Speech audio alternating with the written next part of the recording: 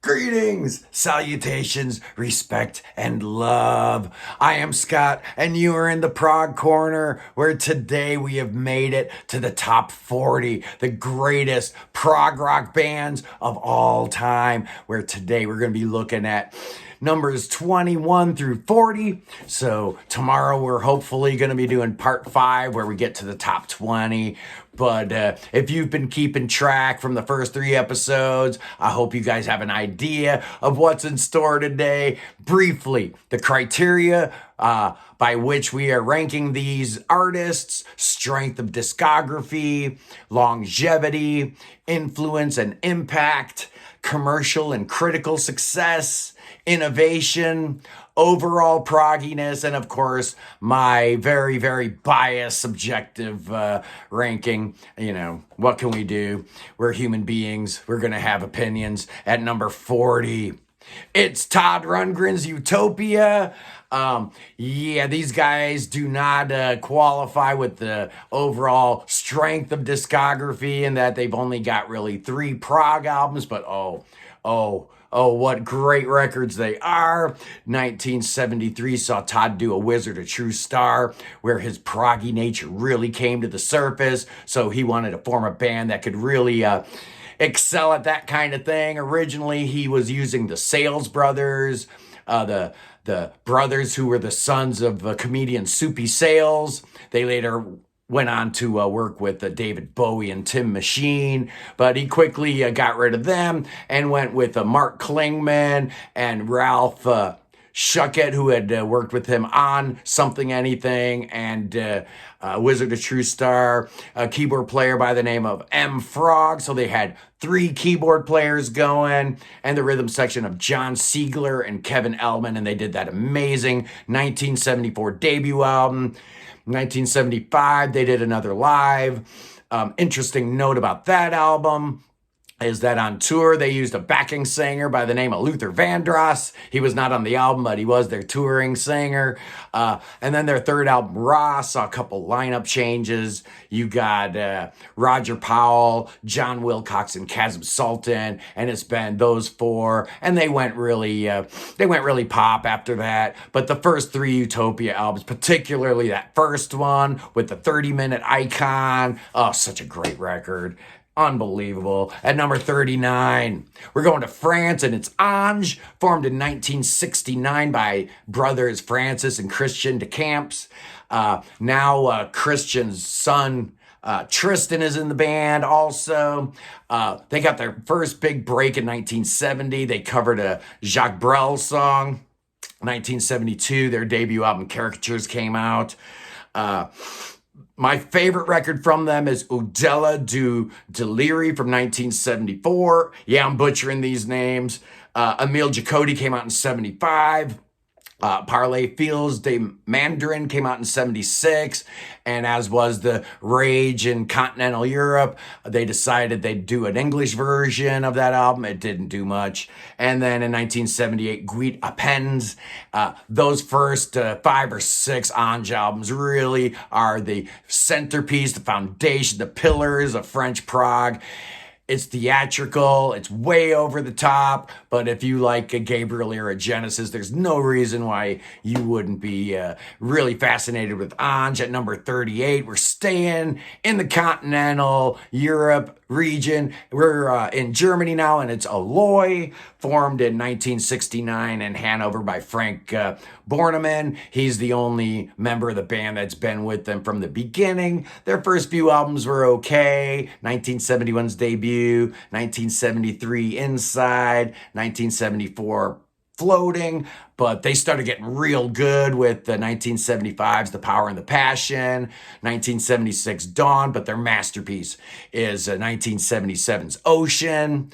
The following year, they came out with a record almost as good, Mighty Echoes and Silent Cries, and then they decided they'd go down that commercial path in the 80s like everybody else did. Finally, in 1998, they came to their senses and went back to Prague and released the Ocean 2, and they've come up with a couple records since then. They're still around, and they're still awesome. At number 37, It's Wobbler, boys and girls, from Norway, formed in 1999. Their mission statement was to bring classic prog back with vintage instruments and all the analog stuff. They are they put out a demo in 2003, and then their first album hit in 2005. That demo got a lot of people excited. Their core is Christian Holmgren on bass, Lars Fredrik Frosley on keyboards, Martin Neppen on drums. They had a different singer on their first two albums, first two albums. Then Anders Prestmo came in. They had a different guitarist on their first three. The last two have had Gear Holloland. Just amazing. Their debut, like I said, Hinterland 05, and then Afterglow in 09, Rites of Dawn at 2011, and then The Silence. Oh man, From Silence to Somewhere in 2017. One of the best albums ever released. And then 2020 saw Dwellers of the Deep. You don't get a whole lot better if you like retro prog, bringing the sound of the 70s back than Wobbler. At number 36, we're going to keep it modern. And the Mars Volta, from the ashes of the great post-punk band At the Drive-In. These guys were formed in El Paso in 2001 by Omar Rodriguez Lopez and Cedric Bixler Zavala. The other guys in At the Drive-In went on and formed a band called Sparta, which was more along the post-punk route. But At the Drive-In, they decided to go crazy, Zappa, Beefheart, with weird Latin jazz influences thrown in there. It's just insane. Their music is so dense and so crazy. I'm spotlighting their debut album, Deloused in the Comatorium, from 2003. Just amazing. They followed it up in 2005 with Francis the Mute, which was almost as good. Amputecture, Bedlam and Goliath, Octahedron, and Nocturnicate, all good records. We're really looking forward to a brand new self-titled album this year from the Mars Volta. The word is it's not as proggy as the previous stuff, but whatever. I enjoy everything they do. At number 35, we're going to Italy and Le Orme, formed in 1966 right outside of Venice. The name means the footprints in Italian. Formed by Aldo Tagliapietra. He played vocals and bass. His voice is kind of like a John Anderson kind of thing. Michi Di Rossi on drums. And during the glory years, it was Tony Pagliuca on keyboards. He left in 1992.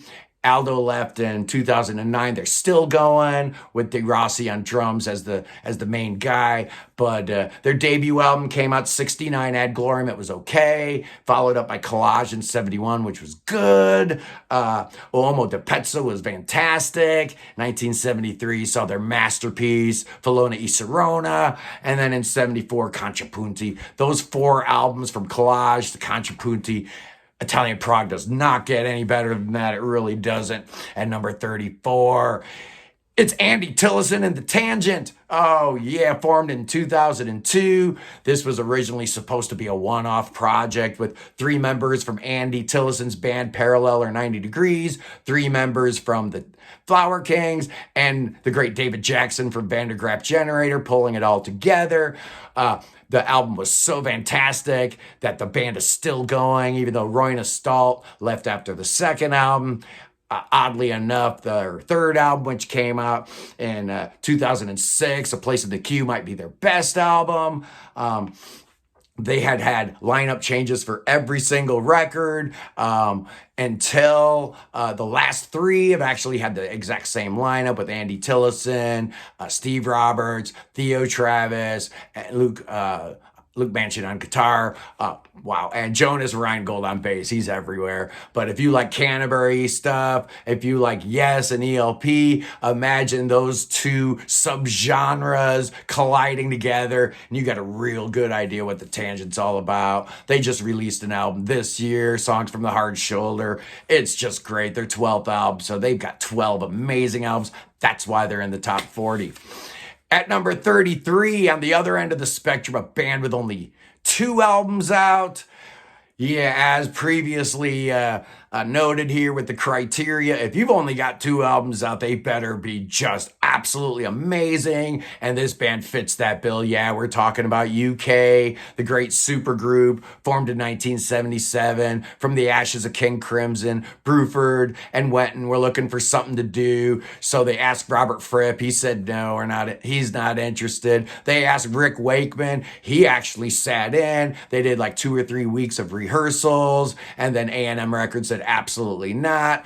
Our superstar is not going to be locked in some stupid super group. Prog is dead, so we're not interested in that. So they ended up with Eddie Jobson and Alan Holdsworth on the first album.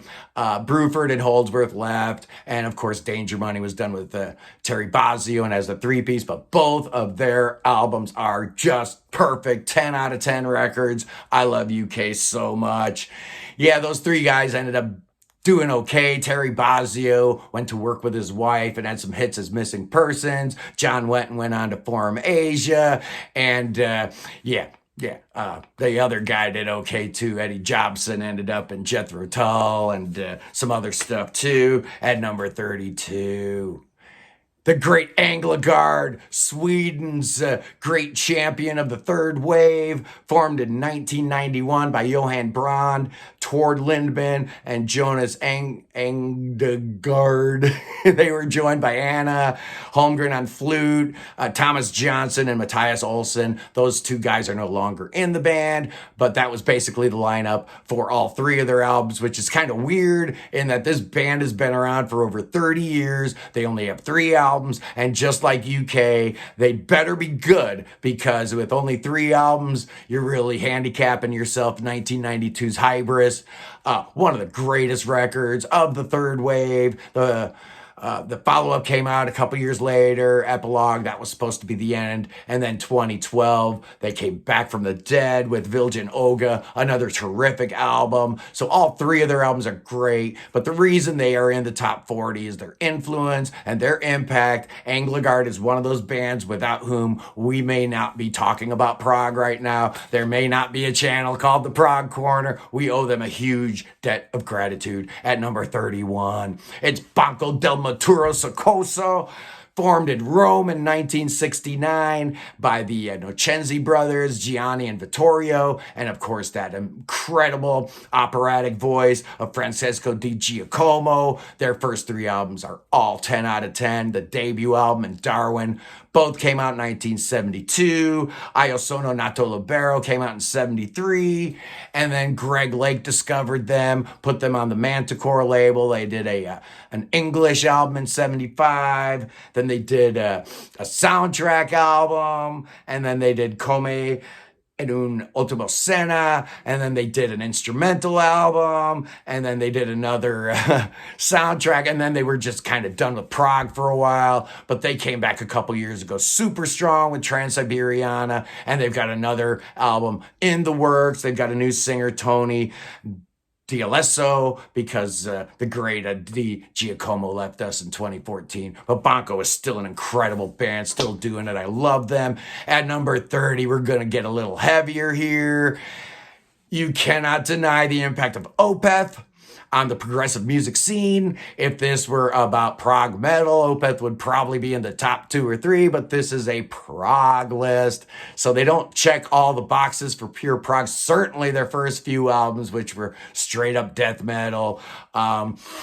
This band is led by the great Michael Ackerfeld. He was not an original member. He was actually brought in to be a bass player. They had a singer named David Eisberg. And I guess when Michael was brought in, the other members of the band were all teed off because nobody said anything about it. So then they were reduced to just Michael and David. They recruited some people, including the 2 Martins, Martin Mendez and Martin Lopez. Later on, a guy named Martin Axenrod would be in the band. Right now, you've got Jason Akison, Joachim Svalberg, and of course, Martin Mendez in the band. But somewhere along the line, in 2003, they decided they'd try out some clean vocals without those annoying Cookie Monster vocals. Album called Damnation. It was great. Then they went back to the Death Growls for a couple albums, and then they came back strong with Heritage in 2011, Pale Communion in 2014, Sorceress in 2016, and the latest in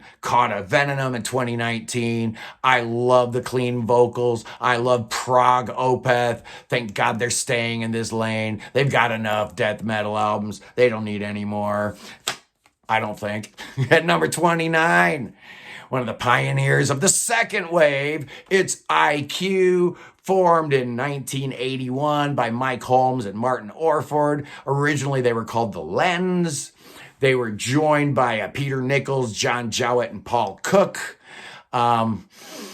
Peter Nichols left the band after 2 albums. He was replaced by Paul Menel. The band kind of went, a little more pop. And then he came back and things started getting really, really good with the 1993's Ever, 2007's House, 2004 Dark Matter, which I love that album, '09 Frequency, and then they hit their stride 2014, their masterpiece, Road of Bones, and that was followed up 5 years later by Resistance. It looks like these guys like to do an album every 5 years or so. IQ takes some heat for being Genesis ripoffs. They're not. They've got their own thing. They've got their own style.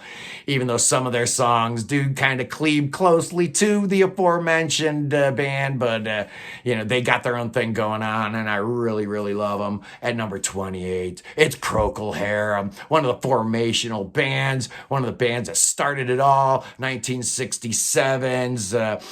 A Wider Shade of Pale, one of the very few singles to ever sell 10 million copies. The band was formed by Gary Brooker from the ashes of some band called The Paramounts, and the first thing he did was click up with a guy named Keith Reed, who did all the lyrics for Procol Harum all through the years. Matthew Fisher was brought on board in short order on organ. Robin Trower joined before they started recording their first album, which came out in '69. And then Shine On Brightly in '68 with In Held 'Twasn't I, perhaps the very first prog epic of all time. 1970, they played the Isle of Wight Festival with ELP and Jethro Tull and the Moody Blues and all them people. 1971, Broken Barricades came out. And then that great live album in '72 with the Edmonton, Alberta Orchestra. And then their last great album was '73 with the Grand Hotel. Gary Brooker left us in February. Here's to you, my friend. What a great voice. What a talent. What a talent. At number 27, it's Big Big Train, formed in 1990 in Bournemouth by Greg Sponton and Andy Poole. Andy left the band in 2018. He had been working with IQ and The Lens, so he had a little bit of a knowledge of what was going on in the nascent prog scene in the UK. They recorded a couple demos and shortly got signed and put out 4 or 5 records that were all right. The big turning point came in 2009 when they hired Nick DiVirgilio on drums, Dave Gregory on guitar, and the great David Longden on vocals. That was followed up by a pair of albums called The English Electric in 2012, Part 2 in 2013. And then for me, my favorite album is Folklore in 2016, Grimmspound in 2017. We saw some turnover after 2019's Grand Tour. We lost like 3 or 4 members, so they were down to a 4-piece for Common Ground. And their latest, Welcome to the Planet. They've just hired a new singer in the wake of David Longden's untimely death, a guy named Alberto Bravin, who'd been playing with PFM. They've rounded out their lineup with Carly Bryant, Claire Lindley, and David Foster. And we're really looking forward to a bright future for this band. So amazing. I love them. At number 26, let's talk a little bit about krautrock, my top-rated krautrock band on this list. It is Can, formed in Cologne in 1968 by Michael Caroli, Jackie Lieberzeit, Ermin Schmidt, and of course Holger Schukai. They had Malcolm Mooney on their first album, and then they got rid of him and brought Damo Suzuki in. Interestingly enough, their last album, their 11th album in 1989's Right Time brought Mooney back for one record. It's actually really cool, but the heart of their discography is certainly after 1969's Monster Movies, which was a good record, 1971's Tago Mago, oh yeah, baby. And then in 72, you had Ege Bamyasi, 73 Future Days. Those records are just incredible. If you take the idea of Carl Stockhausen's atonal idealism, smash it up against Lou Reed and the Velvet Underground, I guess Erwin Schmidt had made a trip to New York in 1966 and brought back with him all these ideas that he'd heard from the East Village and all this stuff. And Can was born, one of the most influential bands of all time. And that is why they are so high on this list at number 25. This is a band, if this were my personal favorite bands list, this one would definitely be in the top 25. But I've got Styx here, ladies and gentlemen, formed in Chicago in 1972 by Dennis DeYoung and the Panazzo brothers. They were joined by James J.Y. Young and John Kuralewski for the first 4 Wooden Nickel albums. They had a big hit in 73 with Lady, so they got signed to A&M. They did one more album with John Kuralewski called Equinox, which is amazing. And then Tommy Shaw joined the band in 76 for Crystal Ball. 1977 saw their masterpiece, The Grand Illusion. The following year, Pieces of Eight. Just incredible run of records. And then they decided they'd go for the money. Unfortunately, 1979, they had the big hit, Babe, off that album Cornerstone. They kind of righted the ship in 81 with Paradise Theater. And then 1983's Kilroy was here with Domo Arigato, just killed everything. I am happy to report that Styx is back, and their last 2 albums are just incredible. 2017's The Mission and last year's Crash of the Crown. Really, really strong. If you've lost touch with Styx over the years, you might want to check back in. At number 24, it's Spock's beard, ladies and gentlemen, Neil Morse. Nick DiVirgilio, Dave Maros, and Neil's brother Alan. The second album, and we're joined by Ryo Okamoto, who's been with them ever since. Neil stuck around for 6 incredible albums. The debut came out in 95, The Light, Beware of Darkness in 96, The Kindness of Strangers, which is my favorite, in 98, Day for Night in 99, Spock's Beard 5 came out in 2000, and then the double album, the concept album Snow in 2002, and then Neil was gone. They just did the Genesis thing and had Nick DiVirgilio, their drummer, take over singing duties. And that sounds a lot like Genesis, a band Nick played with actually on their final album. Then Nick left. He wanted to spend some more time doing other things. He joined a Cirque du Soleil band. He started working over at Sweetwater in Fort Wayne. And this is where the band hired Jimmy Keegan and the great Ted Leonard on vocals, did a couple more albums. They're still an actual band, but we haven't heard anything from them since 2018's Noise Floor. But if you've got a Jones for more Spock's Beard sound and stuff, you've got all the Neil Morse stuff, the Neil Morse band stuff, the Transatlantic stuff, Pattern Seeking Animals. Ryo Okamoto's got a new solo album out. You're going to be spoiled for choice. There's just so much out there. At number 23, let's talk about the Canterbury band Caravan. Oh, one of the absolute greatest bands from that scene.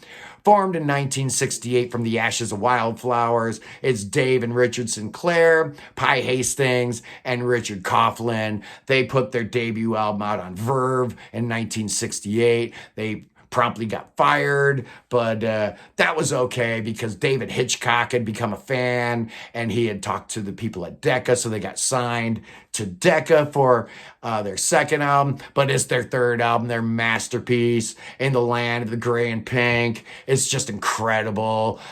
You got the side-long epic on side 2, you got the shorter songs on side 1. Yeah, Dave Sinclair left after that album and joined Matching Mole, but they were able to do a couple more really, really good albums in his absence. 1972's Waterloo, 1973's For Girls Who Go Plump in the Night, and let's not forget, 2021, Caravan came out with a really good record called It's None of Your Business, so they're still around, and I love them. At number 22, we're going to the Berklee School of Music and Dream Theater, where John Petrucci and John Myung were playing in a practice room. They're playing La Via Strangiato, and Mike Portnoy walks by, and Dream Theater is born. They went through a couple singers early on. Their first album had a guy named Charlie Dominici. They had a couple different keyboard players. Kevin Moore played on the first three albums, and they had Derek Sherinian play on the fourth album, and then they got Jordan Rudess, and then you had, of course, the epic tale of Mike Portnoy leaving the band in 1999 after 10 albums, and Mike Mangini taking over. So to me, the sweet spot of their discography begins with Images and Words in 92, Awake in 94, Falling to Infinity in 97, but 1999's Metropolis 2, Scenes from a Memory, that's my favorite album from them. They were on a hot streak. 6 Degrees of Inner Turbulence in 2002, Train of Thought in 2003, Octavarium in 2005. But the interesting thing is that they're still great. Their latest album, View from the Top of the World, is unbelievably good. The best post Portnoy Dream Theater album, and it even won him a Grammy. Great stuff. And finally, at number 21, Supertramp makes the list. Yeah, they almost squeaked into the top 20. Formed in 1969 by a Dutch millionaire by the name of Stan Misaugus, who had been investing in a band called The Joint, which had some dude named Rick Davies in it. Rick had been in a band previously with some crooner named Gilbert O'Sullivan, and I guess that this Dutch millionaire guy really wanted to get in the music game, so he told Rick, hey, form a band. So he get this guy, Roger Hodgson, the master of the Wurlitzer electric piano, and some guy named Richard Palmer James on the first album. He would later come to a little more notoriety in that he wrote all the lyrics for King Crimson's 3 John Wetton era albums. The first Supertramp album came out in 1970. The second one indelibly stamped with the with the tattoos on the album cover. By that point, Richard Palmer James was gone, but it was their third album, Crime of the Century, 1974, where the classic lineup coalesces. You have Hodgson, Davies, Doug Thompson on bass, Bob Siebenberg on drums, and the great John Hollowell on sax. They followed up that incredible album with A Crisis What Crisis the next year, Even in the Quietest Moments in 77, and Breakfast in America in 79. The hits just kept coming, hit after hit after hit. These guys probably would be ranked a little bit higher if they didn't have so many top 40 hits under their belt. Yeah, Roger left the band after Famous Last Words in 82, but they soldiered forth. And in 1985, the Rick Davies-led band released Brother Where You Bound, which is an amazing record, which actually includes the talents of David Gilmour on it. So if you don't know that one, you should check it out. Anyway, that was part 4. I know we went a little long, but anyway, guys, tomorrow, the top 20 prog rock bands of all time. Be there. I love you. See you tomorrow.